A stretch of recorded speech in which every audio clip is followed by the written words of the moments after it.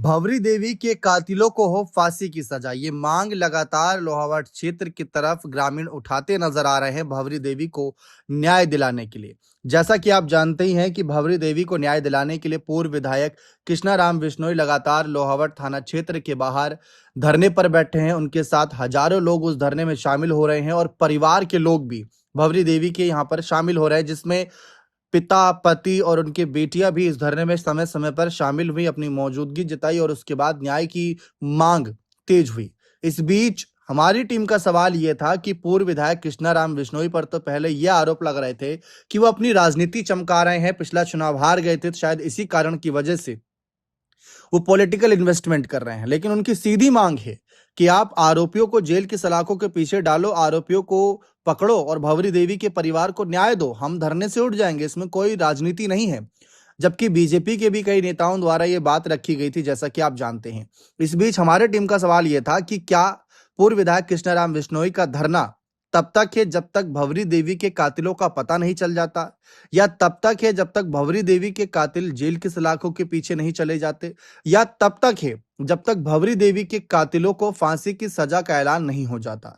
तो इस मामले पर उन्होंने साफ कहा कि पहले हमारा मकसद है कि कातिल का मकसद पता चले, कातिल पकड़ा जाए, जेल की सलाखों के पीछे जाए, कोर्ट के सामने पेश हो, कोर्ट उसको सजा सुनाएगा। लेकिन पहला हमारा मकसद यही है कि परिवार को न्याय दिलाने में सबसे अहम कड़ी यही है कि आप कैसे भी करके पुलिस, एसआईटी जो है भंवरी देवी के कातिलों को पकड़े, क्योंकि खुलेआम घूम रहे हैं वो कातिल पूरे राजस्थान में, या फिर अब राजस्थान से भाग गए, नहीं भाग गए, किसी को नहीं पता।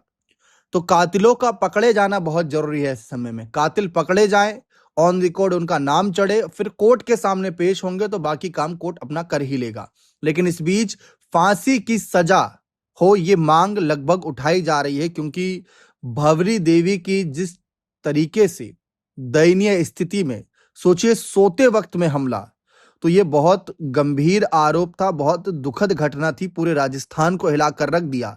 और राजस्थान ही नहीं, देश के किसी भी कोने में इस घटने की चर्चा होगी तो हर कोई हैरान होगा कि एक महिला जो अपने बच्चों के साथ अकेली घर में, उस पर हमला किया गया अज्ञात हमलावरों द्वारा चाकुओं से। महिला सो रही थी। अब ऐसे वक्त में तो जब हमने वहां के क्षेत्रों में बात करी लोगों से, तो बहुत से लोगों ने कहा कि महिला छोड़िए, अगर सोते में किसी पुरुष पर भी हमला होगा तो वो भी ज्यादा कुछ नहीं कर सकता।